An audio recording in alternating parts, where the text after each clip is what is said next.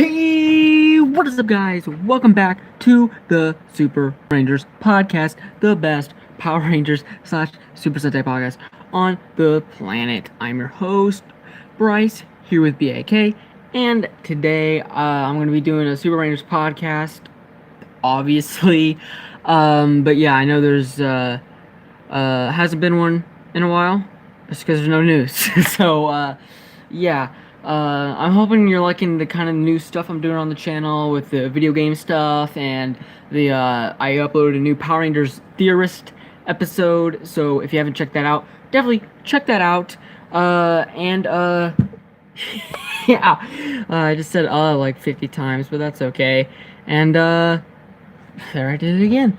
But we're just gonna get right into it with Beast Morphers, and I'm gonna be kind of predicting what I think is gonna happen in Beast Morphers, because why not? There's no news, but here soon I'm gonna be doing a little mini series with the Super Rangers podcast, kind of like what I did last year with the top Rangers list. I'm gonna do a top seasons for 25th anniversary, stuff like that.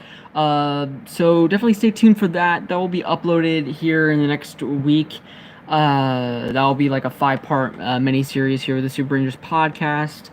I gotta stop saying that's a bad habit I have, but yeah.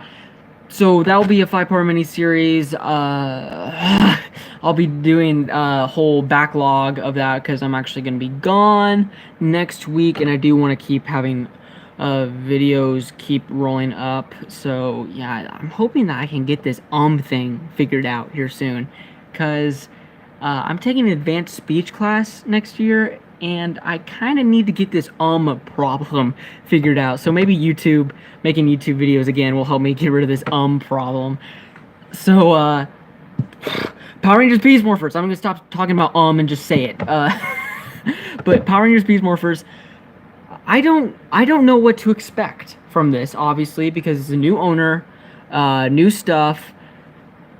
I don't know what to expect. So I'm basically just kind of I say I'm going to be doing a prediction of episode 1, but basically it's going to be what I think I would like for it to be. So I want it to kind of be like the plot of Go Busters, because I do think that they did the spy thing really well, and this series needs to focus hard on the spies. Like, it can't be like, oh, we're ninjas, but we never do ninja stuff. That's kind of a big problem people have with Ninja Steel, and so I'm hoping that Hasbro can kind of figure that out, find that happy medium or whatever. Like, still have it be Power Rangers-esque. I don't think we need to go super dark. I don't think it needs to be RPM levels of dark. Don't get me wrong, I love RPM, and I love how it went super dark, but still stayed a kid show. I don't think we need to jump I don't think we need to jump quite to that conclusion just yet, but I think it needs to definitely be a little more serious in tone than the past shows. Again, not RPM levels, but maybe something like Dino Charge or Samurai. More so Samurai, because Samurai definitely got super serious at points, but it also had that Neo Saban feel. So I'm hoping that they can kind of find that middle ground to where they could still have it be a kid show, still make it to where the kids want to watch it, but also make it a little more serious in tone, so basically people of all ages can still enjoy it, and it's not just like, oh, this is a kid show, so we have to be like. So they definitely need to focus on the spies, a little more serious, not too serious. I know there's these 2 comic relief characters, and I know people are kind of a little weary about that because of how Victor and Monty are handled in Ninja Steel. I don't think Victor and Monty is the worst thing about Ninja Steel, because they're basically exactly like Bulk and Skull. I hate to break it to you, but they are. It's just they're trying to be exactly like Bulk and Skull, but they're not Bulk and Skull. And something like Bulk and Skull doesn't really work in the 2010s decade. It worked in the 90s, but something like a Bulk and Skull type thing doesn't really work in the 10s, or whatever you want to call this decade. So I definitely think that they can have comic relief, and I think Power Rangers needs comic relief characters, because it's just any show needs a comic relief character, unless it's like some super drama, serious soap opera or whatever. But even then, a lot of those have comic relief characters. So I do think that we need a comic relief character. It's just, it doesn't need to be to the level of Victor and Monty. Or Bulk and Skull. I think they need to be comic relief, kind of like what Ziggy was in RPM, to where Ziggy was comic relief, but he still was able to be serious. You know, Ziggy was able to like kick a can, go like, oh my God, I hurt my foot, but then he was also able to go, hey, I'm gonna screw over the mob so I can give medicine to orphan kids, like something along those lines, to where you can have a comic relief, but the comic relief can also be taken seriously, take them seriously, something like that. I think that's something that needs to happen in Beast Morphers. The Gold and Silver Rangers, I don't know if that's going to be those comic relief characters, because I'm gonna make a prediction right now and say that the two comic relief characters that are gonna be in Beast Morphers are the Gold and Silver Rangers, because I just think it's kind of perfect, because it's a pair, and Gold and Silver is a pair. So let me see. Yeah, so it's a pair. It just kind of makes sense. And from what I've been hearing, like the way they've been describing the comic relief characters, they almost explain them as if more than just the comic relief. I honestly do think that the comic relief characters could be the Gold and Silver Rangers, and if they are, then okay. I mean, we still need to see how the show's actually going to play out before I can go like, oh yay, the comic relief characters are the Rangers, or oh no, the comic relief characters are the Rangers, you know?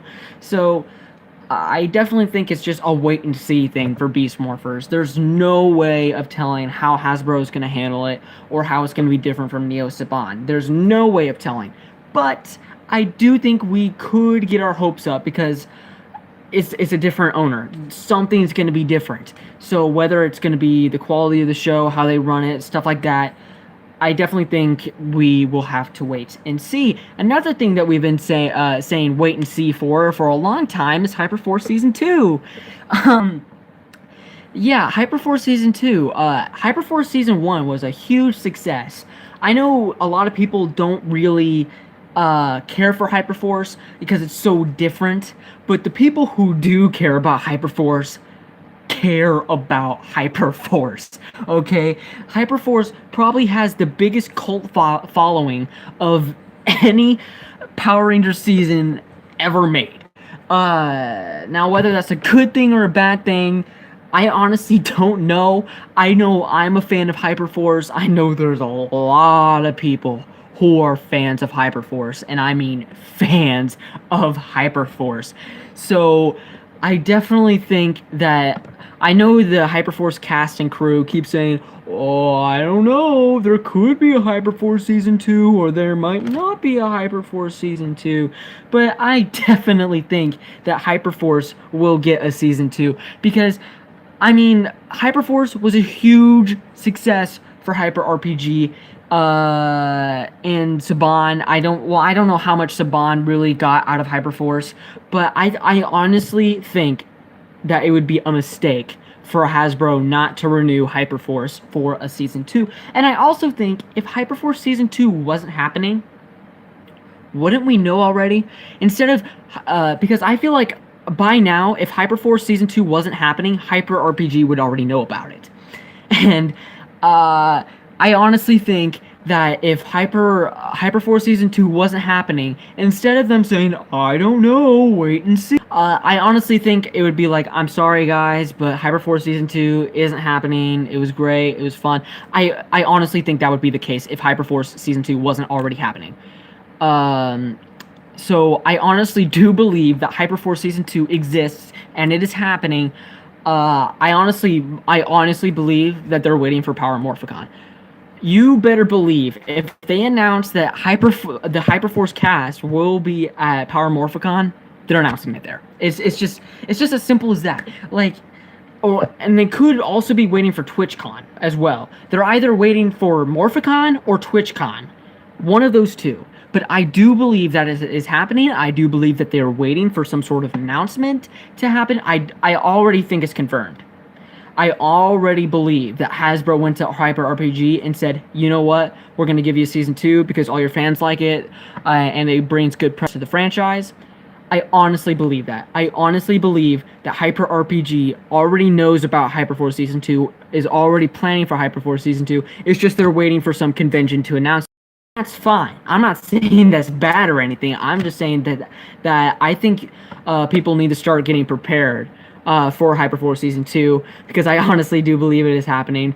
So, and if it doesn't happen, I guess, whoops. I honestly believe HyperForce Season 2 is happening. I would be willing to bet money. I will bet money that HyperForce Season 2 is happening. So yeah, if you want to make your bets down in the comment section below, that's a joke. That is considered online gambling.